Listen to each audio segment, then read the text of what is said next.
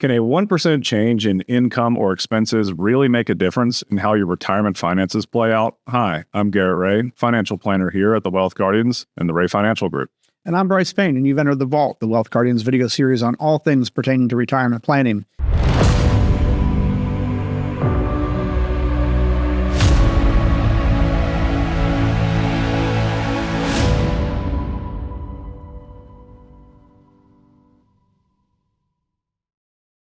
In this episode, we're going to go back to our retirement planning software and see how Joe and Sally client do under normal circumstances, but then change their Social Security perhaps by 1%, or their expenses by 1%, or maybe their inflation rate or the rate of return, and see what a 1% change in any of these incomes or expenses might mean to the size of their nest egg 20, 30 years in the future. Yeah. So don't forget to hit these like and subscribe buttons down below the screen there if you want to catch future episodes of The Vault with Doug, Garrett, and myself.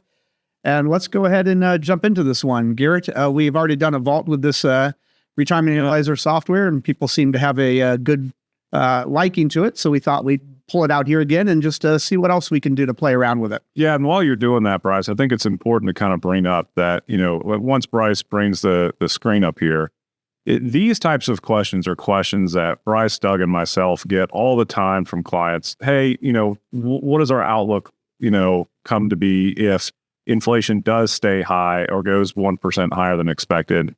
What if we get slightly higher, slightly lower rates of return on our investments than we're projecting? And so I think it's going to be really great for the viewers out there to see how we can model out some of these changes in our retirement planning software. Excellent. Very good. Thanks, Garrett. All right. So you've been introduced to Joe and Sally client before. Just as a reminder, in this software, we've got the income tab, the assets tab, the expenses tab, and the retirement is the output here. So we make sure that we've got the income, the assets, and the expenses all taken care of. And then retirement here shows us the size of the nest egg. So just as a quick reminder, under income, we've shown that Joe and Sally client are both retired. So no income there from earned income. No more job. Social Security, however, at age 70, and by the way, here you can see their current ages. Joe is just about 65, and Sally will be 65 just a little bit after him. So they're both in their 64s right now. But we said that Sally is going to file for Social Security at age 70, and her benefit will be around $4,500. Joe's Social Security will also start at 70, and his benefit will be around $3,500. We're going to use the COLA of the 75-year average for the cost of living adjustment for Social Security, 2.75%. We, of course, don't know what that's going to be, but we feel that's a safe assumption there. And then there's a $200 pension that Joe has as well, which will be starting next year at 65. So that's their forms of income now and or throughout retirement. Let's look at their assets. They've got 7 line items here. Joe's got his 401k at Fidelity, $600,000. Sally's got a 403b at TIAA of $400,000. Joe's also got an IRA at Wells Fargo of $50,000. And then at Schwab, they have a non-qualified, or what you might call a brokerage account, sitting at $100,000 right now. And then Sally also has a Roth at Wells Fargo of $100,000. Then they have a couple of bank accounts, Sekou State Employees Credit Union and BB&T. Some of their bank accounts, checking and savings, a total of $60,000 there. So that's the assets that they have to work with. We need to make an assumption on what those assets are going to have it as far as an annual rate of return. Let's just assume 5% for convenience sake here. So with all those investments, they're going to have a 5% average annual return. And then the last thing that we got to tackle, of course, we've already looked at income. We've now looked at assets. What's that third one? Expenses. Expenses, right? Yeah. How much are we spending per month? This is the one that everyone has a hard time with. We like to know how much we make. We like to know how much we're sitting on. We tend to shy away from having a real good idea of how much we spend. Yep. Human nature, I suppose, but it's hard for us to do a solid financial planning unless we really know that number. Well, as convenient has it, Joe and Sally client live on a easy $8,000 a month. Yep. That should include, mind you, your necessities, your obligations. Necessities would be food in the fridge, gas in the car. Obligations would be your utilities, mortgage, credit card payments, car loans, those kind of things. Property taxes. Property taxes, right. And some of those, like property tax, are not calculated on a monthly basis. So you have to convert them to a monthly basis, right? Yep. You register your car once a year. Let's take that amount, divide it by 12, and add it to our monthly expenses. Mm-hmm. So when we added all of that up, plus our discretionary spending, going out to eat, taking the occasional vacation, Christmas gift for the kids and grandkids, so they're spending $8,000 a month. Well, let's take a look. Now that we know that, and by the way, we're going to use the 100-year inflation rate, 3.27, which thankfully we're back down to that.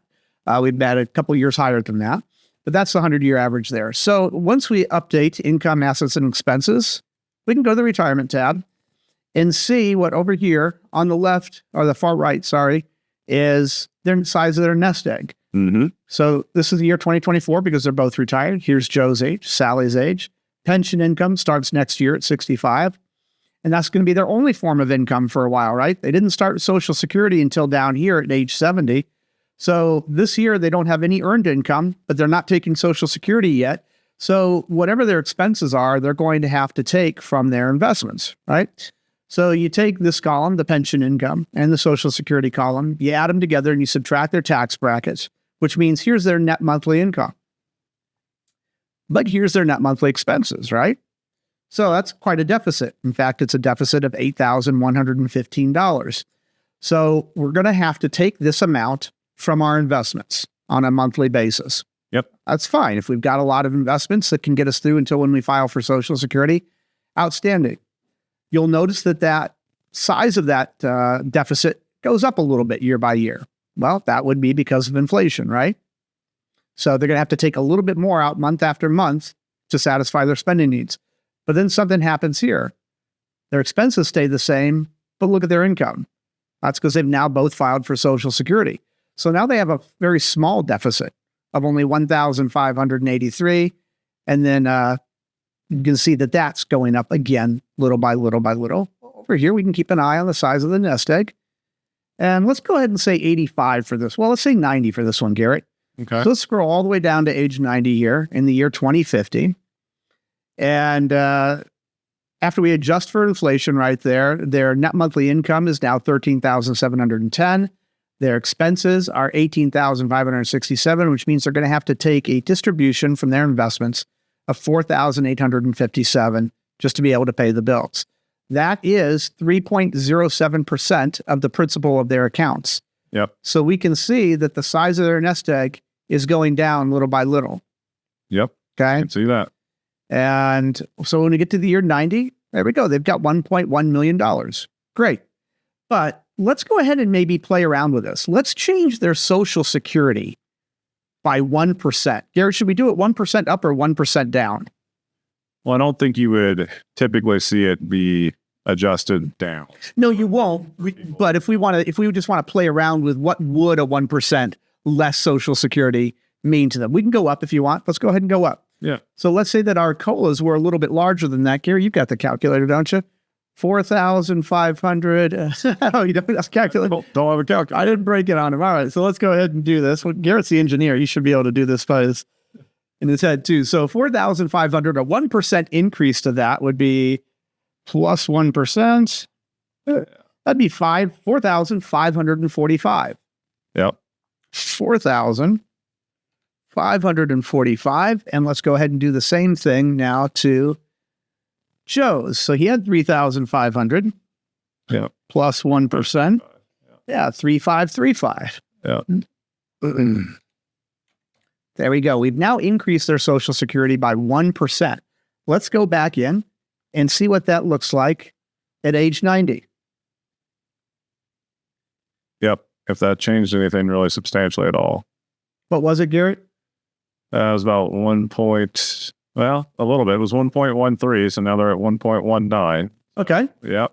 Took us a little bit up there. Okay. So almost 1.2 from 1.1. Yep. Let's go ahead and switch that one back. Yep. And that was 4,500. Yep. And everyone out there's laughing at me now that I couldn't figure out what 1% was added to that. And this was 3,500. Yeah. All right. So we'll go back to that just for a second there. Now that that spinning wheel means that it's working.